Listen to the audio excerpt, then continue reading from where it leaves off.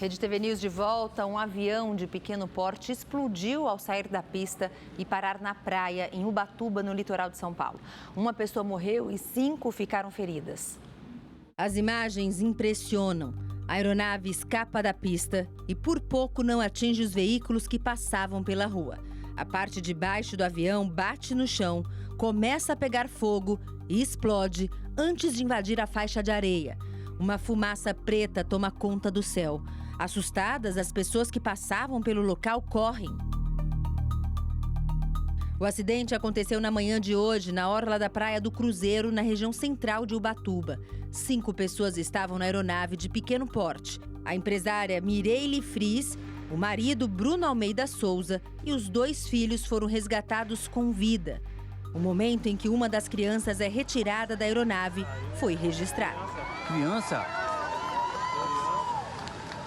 As vítimas foram levadas para a Santa Casa de Ubatuba e o helicóptero Águia da Polícia Militar auxiliou na transferência para o Hospital Regional de Caraguatatuba. O piloto Paulo Segueto ficou preso às ferragens e chegou a ser retirado do avião, mas morreu no local. Ele tinha 28 anos de experiência e já trabalhou na Passaredo, atual Voepaz, em uma empresa de táxi aéreo. Uma mulher que estava na calçada também se feriu ao correr para não ser atingida. Olha o que aconteceu, veio parar aqui, passou reto do aeroporto. Vídeos feitos por moradores e turistas mostram o local do acidente logo após a explosão. Destroços ficaram espalhados no chão em uma área de mata e na areia. Em pouco tempo, os socorristas conseguiram controlar as chamas. O trânsito no local foi alterado. Segundo a Rede Voa, concessionária que administra o terminal de Ubatuba, a aeronave vinha de Mineiros, em Goiás, e tentou pousar em meio a condições de tempo ruins. Um vídeo feito por um morador mostra o avião se aproximando do aeroporto em alta velocidade. O céu estava nublado e chovia no momento.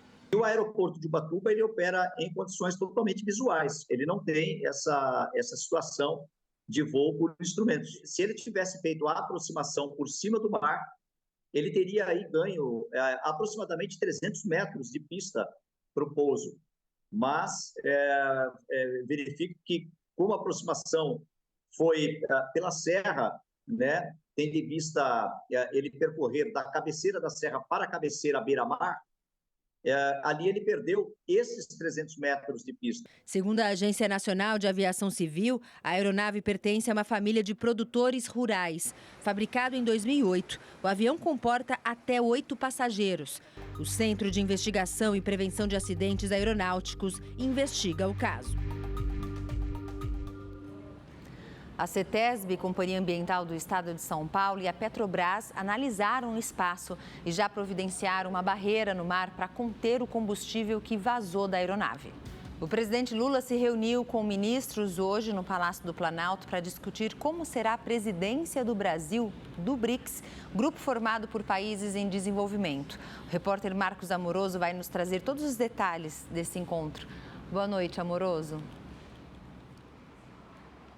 Olá, boa noite a você e a todos que nos assistem. Olha só, o presidente Lula chamou os ministros da Fazenda, Fernando Haddad, da Casa Civil, Rui Costa, das Relações Exteriores, Mauro Vieira, e também o assessor especial da presidência, Celso Amorim, para essa conversa. O Brasil assumiu a presidência do BRICS, o bloco econômico que reúne Brasil, Rússia, Índia, África do Sul e outros componentes que entraram depois, no dia 1º de janeiro. E ao longo de todo 2025, o Brasil será responsável por liderar e discutir as mudanças necessárias relacionadas ao bloco e as medidas que serão tomadas neste ano. A cúpula, que reúne todos os países, acontece em julho, no Rio de Janeiro. O Brasil espera pautar a discussão da causa ambiental e também do combate às mudanças climáticas. Em uma relação clara, a COP30, a Conferência das Nações Unidas para o Clima, que acontece em Belém do Pará em novembro também deste ano. O maior desafio não vai ser esse, vai ser dar continuidade ao projeto que trata da construção do sistema de pagamento para substituir o dólar em transações internacionais entre os países do BRICS. Recentemente, o presidente eleito dos Estados Unidos, Donald Trump, afirmou que pode chegar a taxar em até 100% os países que compõem o BRICS, caso essa ideia de substituição do dólar continue rolando e que o projeto continue sendo desenvolvido.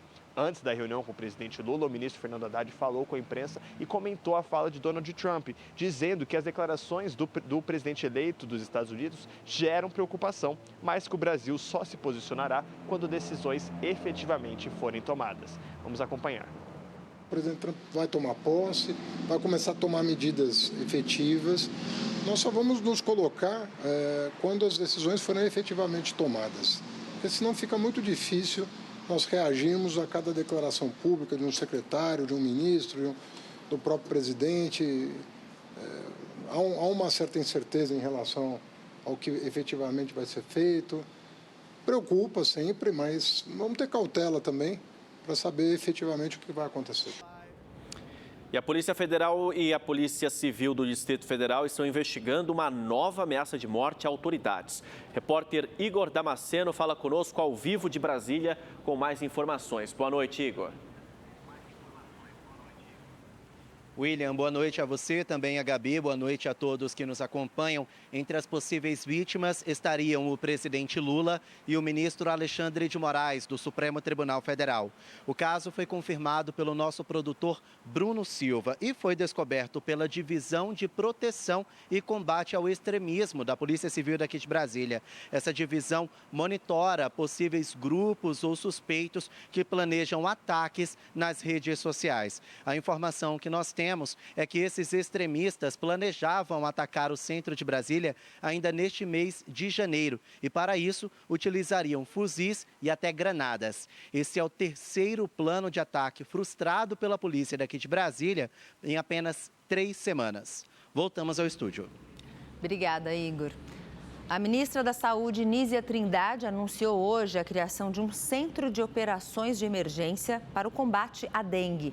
A medida visa antecipar as ações para lidar com o momento mais crítico de casos.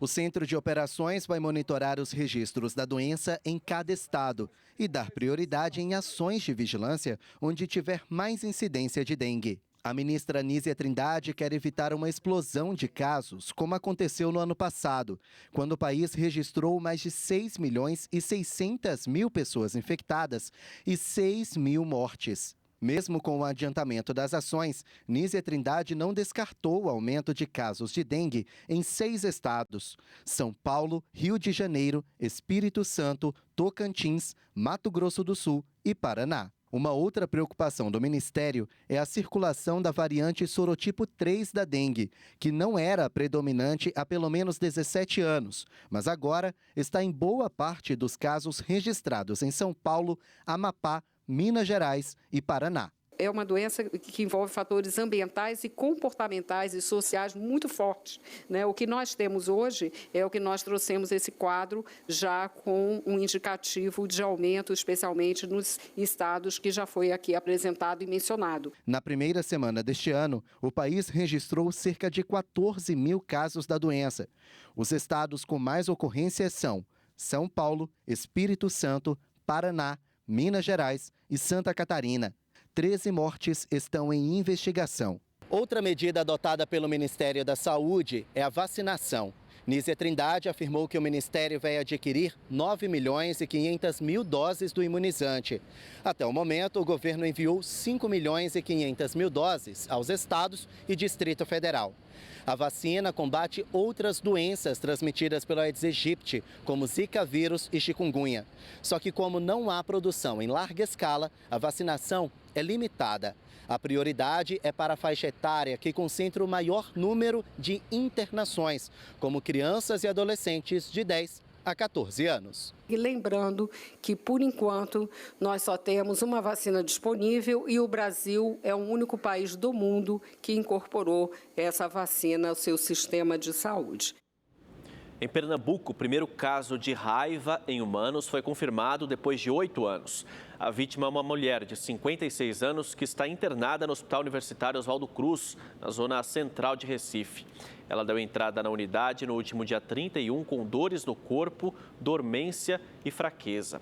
Segundo a Secretaria de Saúde do Estado, a transmissão teria acontecido depois da mulher ser atacada e mordida por um sagui, que é um macaco de pequeno porte, na cidade de Santa Maria do Cambuca, no Agreste Pernambucano. O governo vai pagar um abono de R$60 mil para pessoas com deficiências decorrentes da infecção provocada pelo Zika vírus durante a gestação. A medida provisória que estabelece o pagamento do benefício foi publicada hoje no Diário Oficial da União. O abono será pago em uma única parcela. Terão direito as pessoas nascidas entre 1º de janeiro de 2015 e 31 de dezembro do ano passado. O pedido deverá ser feito ao INSS e o interessado deverá comprovar a relação entre a deficiência e a contaminação da mãe pelo Zika vírus durante a gravidez. Em Minas Gerais, o número de mortes provocadas pelas chuvas subiu para 12, depois que um temporal atingiu Carangola, na zona da Mata Mineira. Um idoso de 72 anos foi soterrado por um barranco dentro de casa e acabou não sobrevivendo. De acordo com o boletim da Defesa Civil, o número de cidades que decretaram situação de emergência subiu de 44 para 47. 1.385 pessoas estão desalojadas e cerca de 200 desabrigadas. E agora vamos saber então como é que fica o tempo em todo o Brasil com o Igor Silveira, que já está por aqui. Boa noite, Igor. Essa chuvarada continua nessa sexta-feira aí em grande parte do Brasil, como a gente tem visto? Vamos lá. Boa noite, Gabi. Boa noite, William. Boa noite para você que está em casa. Sim, essa chuvarada continua em grande parte do país, porque ainda tem bastante instabilidade nesta sexta-feira. E olha, não é só na sexta não. Ontem choveu bastante no Paraná. A chuva foi volumosa e ela veio acompanhada de granizo. A gente vê na imagem que o solo ficou repleto de pedras de gelo. Amanhã ainda tem previsão de chuva por lá, tanto no Paraná e Santa Catarina. Só no Rio Grande do Sul é que o sol está garantido e por lá não deve chover. Agora a gente choveu bastante, viu, em Peruíbe, no litoral paulista. Olha, ruas ficaram alagadas e muita gente aí perdeu as casas. A boa notícia é que amanhã essa chuvarada começa a perder o volume. Olha, são esperados 1,9 milímetros amanhã. Na sexta-feira, no domingo, sobe para 5,3 milímetros, um pouco mais. E só para todo mundo entender, o milímetro significa a quantidade de água que cai em uma região. E cada milímetro equivale a 1 litro de água por metro quadrado. Olha, aqui em São Paulo, gente, o tempo fica abafado, com os termômetros marcando 27 graus e ainda tem previsão de chuva em pontos isolados. No sábado, sobe para 29 graus. No domingo, cai para 26. Já na segunda-feira, 28 graus, também com previsão de chuva. Também choveu hoje no Rio de Janeiro, viu? A chuva que caiu por lá também veio acompanhada de granizo e também causou transtornos no trânsito. A gente acompanha aqui nessas imagens que a chuva foi rápida, mas mesmo assim até um bueiro acabou transbordando hoje. Amanhã o tempo segue abafado no Rio de Janeiro, com os termômetros marcando 29 graus de máxima. Belo Horizonte marcando 27 graus, ainda com chuva forte e volumosa. E em Vitória, no Espírito Santo, 30 graus e por lá também deve chover. Agora, no Nordeste, também tem previsão de chuva, essa chuva ganha força. Só que a atenção fica para Salvador, na Bahia, onde a chuva é forte e volumosa e nos próximos dias pode chegar até 100 milímetros de água, bastante coisa, viu? Boa noite para todo mundo. Gabi, William. É muita água nesse começo de ano. Obrigado, Igor. Boa noite. E um dia depois de uma funcionária da Fiocruz ser atingida por estilhaços de balas durante uma operação em Manguinhos, na zona norte do Rio, poucos funcionários estiveram na fundação. Hoje, somente trabalhadores de serviços essenciais estiveram no campus Manguinhos Maré da Fiocruz, na zona norte do Rio. Os demais funcionários trabalharam remotamente. As medidas foram tomadas depois que uma funcionária ficou ferida por estilhaços de um tiro que atingiu o prédio da Fiocruz durante a operação da Polícia Civil. O objetivo era combater o roubo de cargas. No confronto com a polícia, um suspeito morreu. Em represália, traficantes do Jacarezinho, comunidade que fica na mesma região, também trocaram tiros com policiais e lançaram um explosivo em frente à cidade da polícia. O artefato foi detonado por agentes do Esquadrão Antibombas. A Fiocruz fica em uma das regiões com maior índice de criminalidade do Rio de Janeiro. O terreno da fundação é cercado por favelas controladas pelo Comando Vermelho e os tiroteios são frequentes.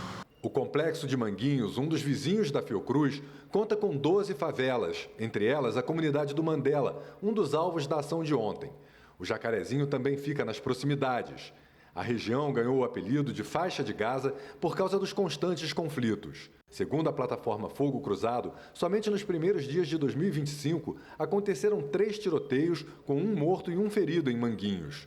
Durante todo o ano de 2024, foram 11 tiroteios, com 3 mortos e 1 ferido. Nós temos ali, sim, uma situação, uma região altamente conflagrada e o Estado, né, por sua incapacidade de lidar com essa questão, a não ser reduzindo a ação policial. Isso, infelizmente, acontece, isso propicia uma proliferação de atividades criminosas violentas naquela região e a Fiocruz é uma vítima desse problema. É uma das vítimas desse problema, como a população, de uma forma geral, de habitantes dessas regiões. A região também fica próxima à Avenida Brasil.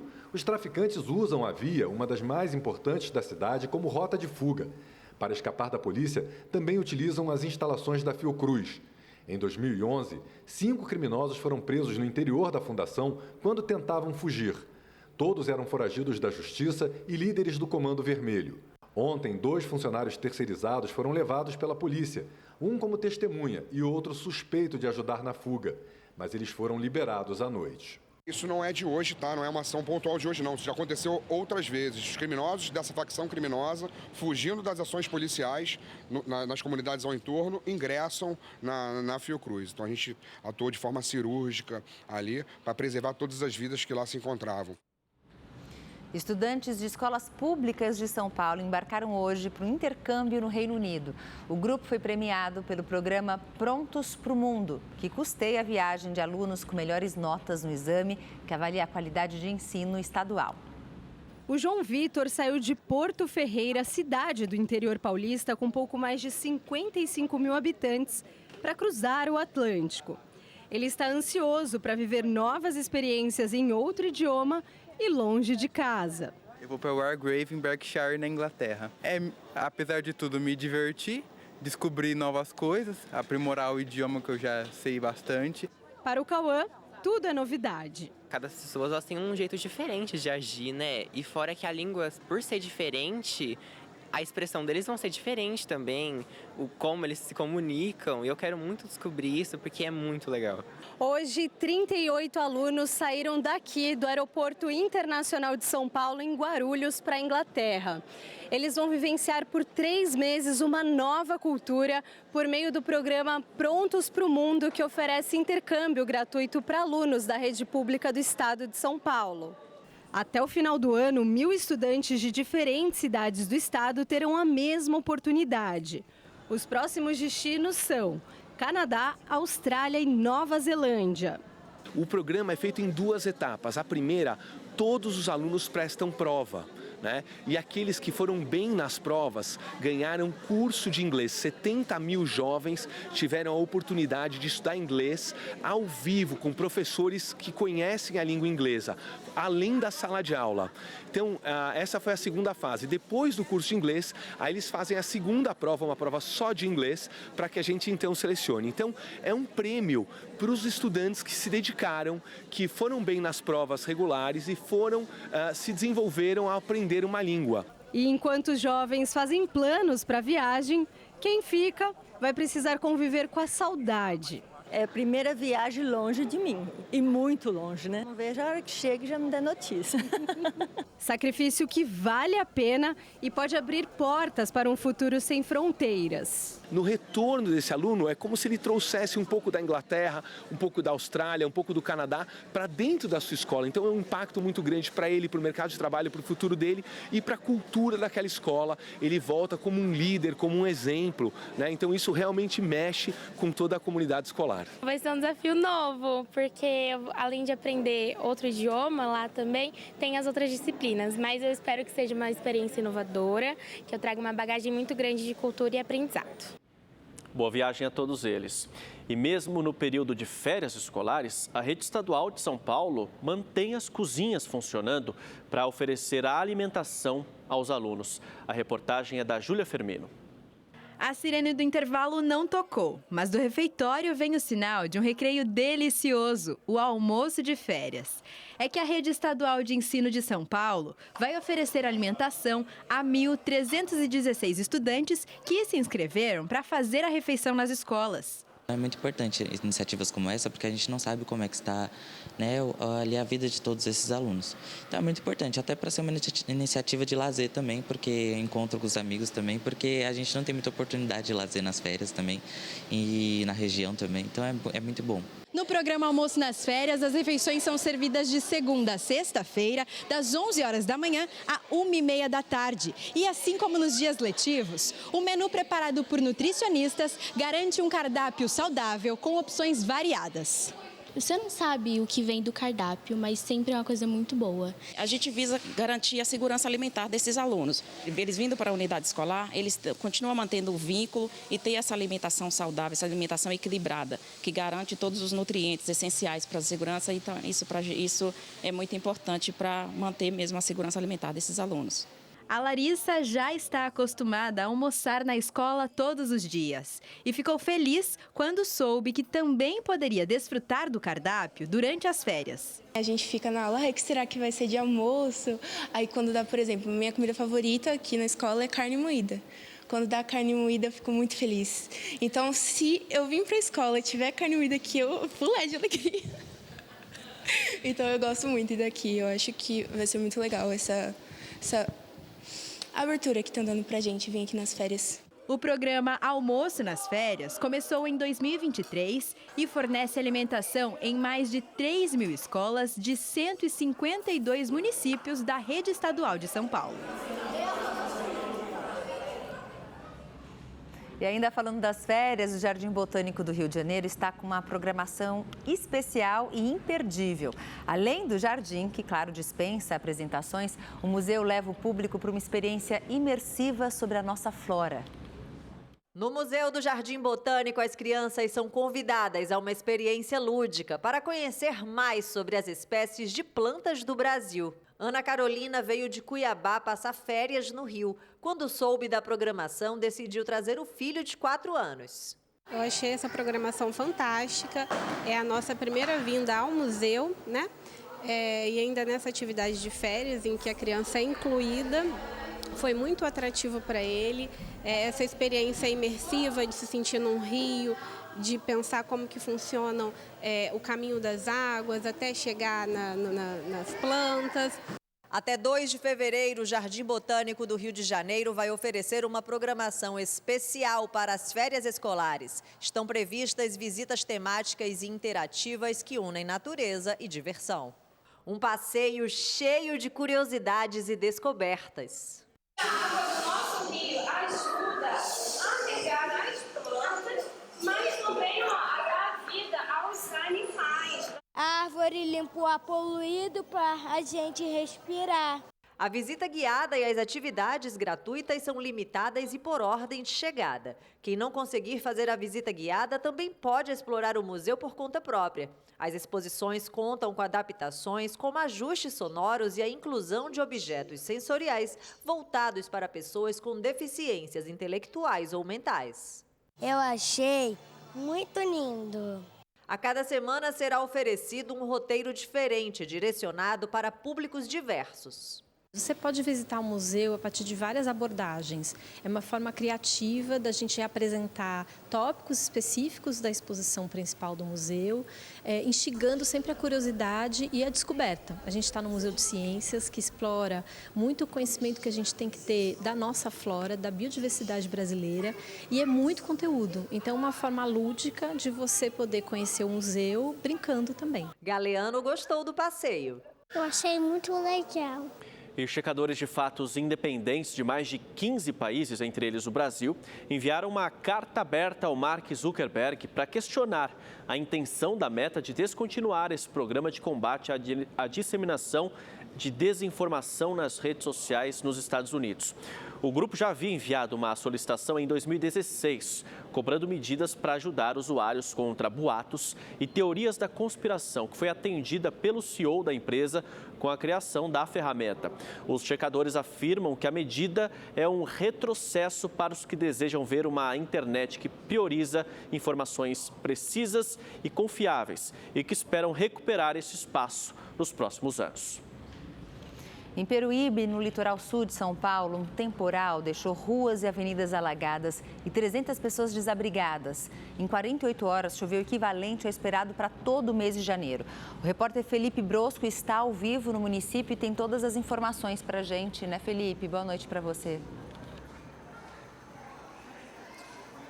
Pois é, boa noite, Gabi, William, a todos que nos acompanham. Nós falamos ao vivo aqui da Escola Municipal Deucélia Joselita Machado Bezerra, onde pelo menos 150 pessoas estão abrigadas após esse forte temporal que atingiu aqui a cidade de Peruíbe.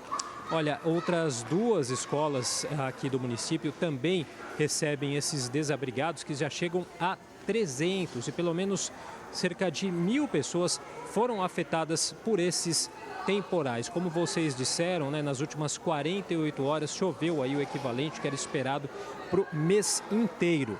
Amanhã está previsto que estas pessoas que estão aqui nesses abrigos, elas sejam vacinadas contra a hepatite. E o município também deve decretar situação de emergência para então conseguir receber recursos federais. Nós chegamos hoje aqui por volta das 5 horas da tarde, por volta das 5h30, caiu uma chuva forte, uma chuva rápida, durou cerca de 15, 20 minutos, mas uma chuva bastante intensa. Neste momento não chove, mas o tempo ele segue bastante instável. Nós vamos acompanhar agora uma reportagem que a gente preparou mostrando como é que foi essa situação aqui em Peruíbe. Vamos acompanhar. Do alto é possível ver o tamanho do estrago, uma cidade submersa. O município de 70 mil habitantes amanheceu alagado. Moradores que passaram a noite e madrugada ilhados dentro de casa à espera de socorro. A chuva intensa foi acompanhada por rajadas de vento, causando erosão, pontos de alagamento e enxurrada. Os transtornos incluíram a cheia do Rio Preto e seus afluentes. As ruas e avenidas do centro e de 17 bairros da periferia ficaram intransitáveis, com os 283 milímetros de chuva forte que caíram na região. Índice superior aos 230 milímetros esperados para todo o mês. Eu estava vindo de ônibus, de lá para cá, mas o ônibus já não entrava na rua. Aí ficou isolado ali. É Campinas com Marília ali, é baixo ali. Ali enche pra caramba. Vai ficar aqui por enquanto? Até baixar a água e ver como é que tá em casa, porque geladeira, fogão, cama, não tem mais nada, né? Com a ajuda de 9 embarcações, 30 agentes da Polícia Ambiental, Corpo de Bombeiros e Defesa Civil resgataram mais de 100 pessoas e 30 animais. No total, 300 desabrigados foram encaminhados para 3 escolas municipais que estão sendo usadas como abrigos. Nós estamos aguardando que as águas escoem para que seja realmente feito toda essa análise da situação, verificar se não tem a necessidade de nenhum apoio à população. Logicamente, nesse período, estamos também atentos às chamadas pelo Corpo de Bombeiros, pela Defesa Civil Municipal, para que até que a última casa esteja em segurança, nós dermos por encerrado o trabalho. Uma ajuda humanitária foi criada para dar apoio às famílias. Caminhões carregados com 300 cestas básicas, 350 kits de higiene, 350 kits de limpeza e 600 kits dormitórios com colchões, cobertores, travesseiros e roupas de cama. Na tarde de ontem, antes da chuva começar, a Defesa Civil do Estado emitiu um novo sistema de alerta sonoro a todos os celulares da região de Peruíbe. Mesmo assim, muitos moradores disseram que receberam este aviso, mas nada puderam fazer devido à velocidade com que a situação se agravou. Quando eu recebi já estava inundado já. Tá entendendo? Mas não deu mais para sair.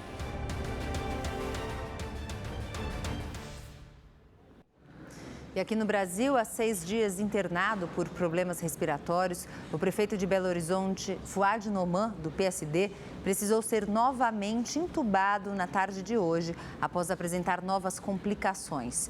O boletim com essa atualização da piora do estado de saúde do prefeito foi divulgado agora, no início da noite, pela equipe médica do Hospital Mater Dei, aqui na capital mineira, Ainda de acordo com a equipe médica, está programada para amanhã uma traqueostomia para melhorar o cuidado respiratório do político. Desde julho do ano passado, o Fouad está fazendo um tratamento contra um câncer e foi internado na sexta-feira. Ele está licenciado do cargo de prefeito, ocupado interinamente pelo vice Álvaro Damião.